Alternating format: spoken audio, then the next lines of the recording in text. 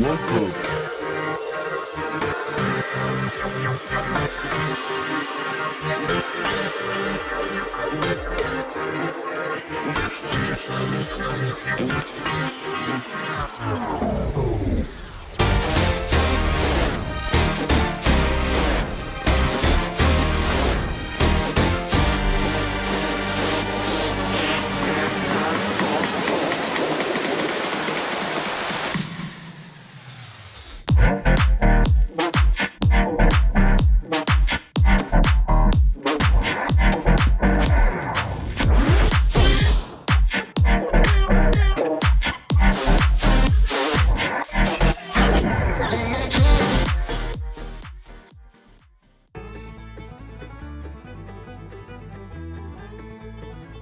Welcome to the Everything Podcast. I'm your host, Chuck Manity. And in today's episode, we're going to be talking about sequels. Oh no! Now, you might be wondering, why would you talk about sequels, dear Chuck? Well, let me tell you why. Because there is a sequel again coming out as part of one of the biggest gaps of sequels. The oldest to be held by Top Gun Maverick, which is 36 years between those two.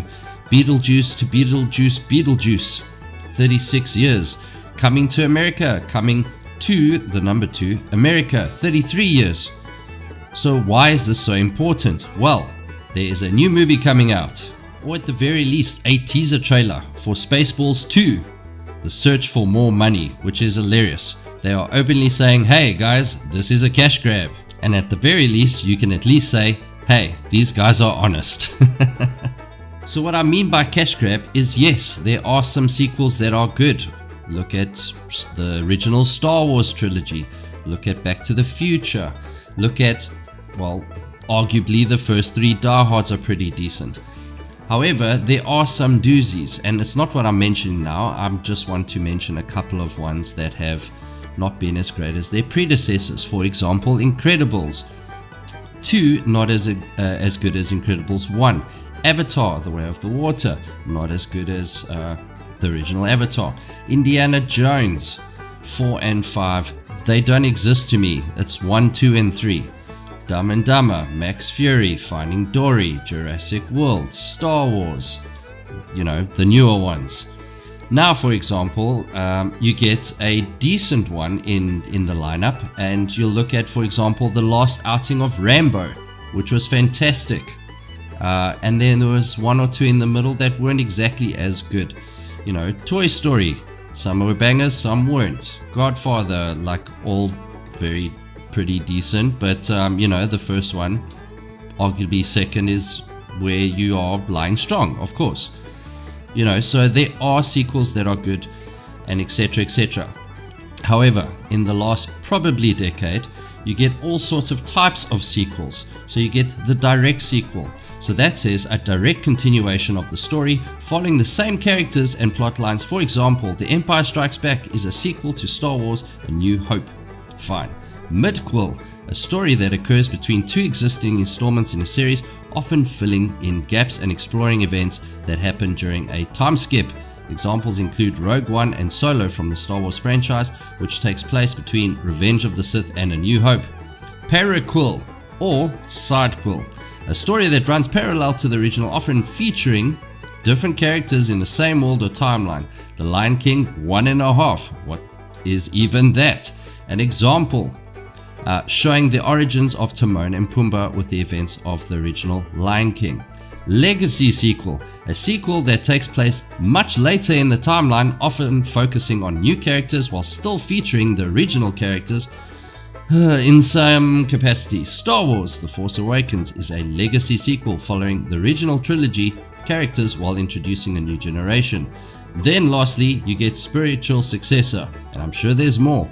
A work that is inspired by the original but doesn't share the same continuity or characters. This can be in a way to evoke the spirit of the original without being a direct sequel. So, that was a lot to take in. Hope you enjoyed that. Anyway, moving along swiftly. So what I'm saying is, there has been a bucket load of sequels and nothing original that has come out of Hollywood, etc., etc. It's just been the decade of sequels and prequels and paraquels and sidequels and all that other fun stuff. However, what I'm speaking about today is Spaceballs 2, and that just happens to be a parody. And this generally happens when there's an oversaturation of a certain genre.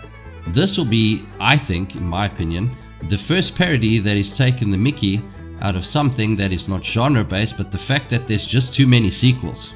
But in saying that, maybe there are some sequels that we do need. So what they say here is, after 40 years, we asked, and this is the guys making Spaceballs, what do the fans want? Then the reply is, but instead, we're making this movie. And that's Mel Brooks. Brilliant. Love it, absolutely love it. It's exactly what has been happening. Sequels that have been made that no one's ever asked for, that no one ever anticipated coming out. This is Spaceballs 2, which is great. I love the fact that it's sort of taking the mickey out of something that's happening in modern culture. The reason why I think whether this is going to be good or not, and actually it doesn't even matter. The fact is that someone is going, hey, maybe, just maybe, that everyone should just take a more light-hearted approach on life today with all the craziness that's going on in the world, all the culture wars, all of this other stuff. Just take a step back. Breathe in your nose, out your mouth 5 times, and then guess what? Everything's going to be fine. Just have a laugh. That's why movies like Naked Gun, like Hot Shots, are they the best movie? No. Do you sit and watch it and just have a good time? Absolutely. So that's why I think this is the sequel that, yes, people didn't ask for, but I do believe that people need. So before we get into any further things, I'd actually just like to show you said trailer or teaser trailer for Spaceballs 2, The Search for More Money.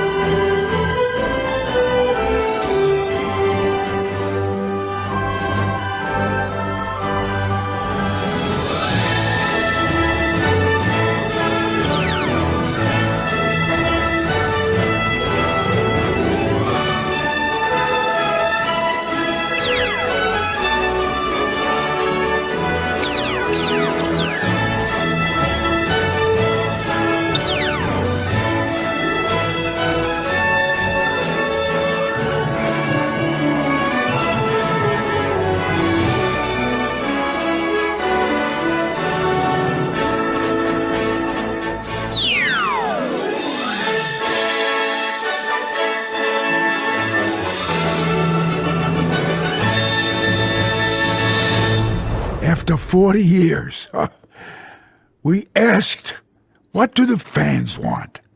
But instead, we're making this movie. May the Schwartz be with you.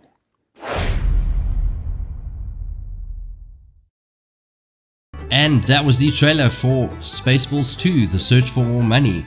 So as far as cast goes, Mel Brooks is actually coming back, Josh Gad, Rick Moranis, Keke Palmer, Bill Pullman, Lewis Pullman, and Daphne Zuniga. So my final thoughts on the trailer is as such. My favorite part personally was the intro of that, sort of shining a light on the excessive amounts of the quills that are going on in today's society.